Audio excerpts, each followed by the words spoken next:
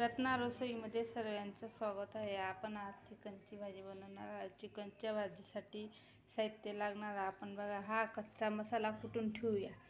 हा कच्चा मसाला आपण घालायचा आणि आपला घरचा मसाला असेल तो पण मिक्सिंग घालायचा।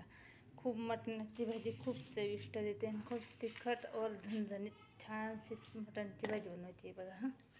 हे आपण डाळ आणलेले आहे, केसपान, हिंगचे तुकडे, हिंगचे 2 खडे आहेत, खोबऱ्याची वाटी आहे बघा, फूल, वेलदोडा वगैरे सर्व आहे, जिरं, बडीशोप आणि हे वेलदोडे आहेत ना त्यांची पावडर आहे आणि लसणाचं पेस्ट आहे विकत आणलेलं।